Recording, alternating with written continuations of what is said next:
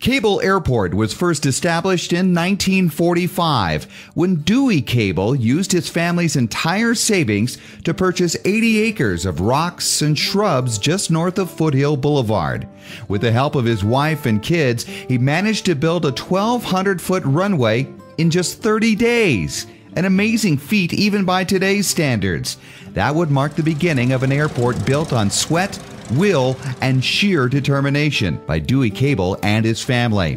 By 1948, a mere 3 years after that first landing strip was built, Cable Airport was home to more than 40 aircraft. Today, Cable Airport spans more than 100 acres and has a distinction that no other airport in the world can claim. We like to consider ourselves the world's largest privately owned public use airport, which means we're open 365 days a year, 24 hours a day for the general public, yet it's all privately owned property. And we base that world's largest on the number of aircraft. We have slightly less than 400 aircraft based here. Certainly there's a nostalgia factor when touring Cable Airport. Many of the buildings are original from the 1945 construction, and many of the aircraft have been here nearly as long. And that's part of the charm as you visit Cable Airport. You'll see the original buildings, including the main terminal and the airport tower, which is no longer in use but still serves as a focal point for the airport. Besides the normal fixed-wing aircraft and a few mostly law enforcement helicopters, Cable is also home to a number of historical aircraft, many that are flown at air shows throughout Southern California.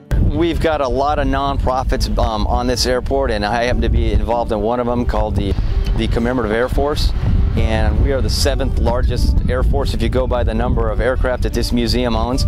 And we basically have the world's largest single-engine biplane here, and we fly that around to different air shows. Our philosophy is it's better to take the airplane to the people than the people to the airplane. So we can get a lot more exposure by flying that airplane along and displaying it.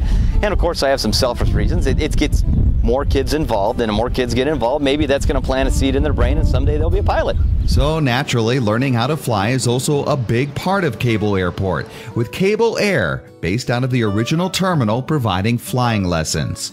And when you step into the terminal, you can almost sense what it was like to be a passenger on the old Cable commuter airlines that flew in the late 1960s. At one time, it had a fleet of 12 planes that provided flights to Los Angeles, Ontario, and Palmdale.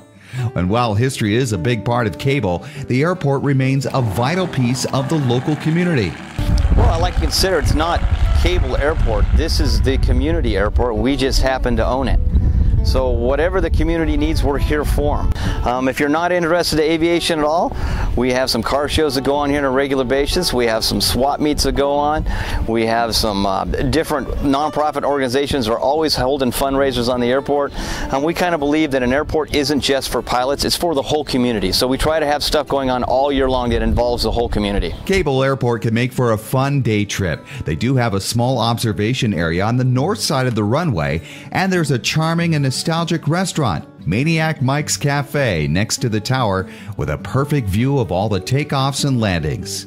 And the future looks bright, with airport officials hoping to accommodate even more aircraft and eventually house an air museum. So more than 60 years after Dewey Cable first broke ground, Bob Cable says he thinks his grandfather would be proud. I think he would be astounded at the progress and the things that we have done to advance the airport. And, you know, I can only hope that he's somewhere looking down smiling rather than shaking his fist saying, "What the heck are you guys doing?" In Upland, I'm David Wiley for Southern California Life.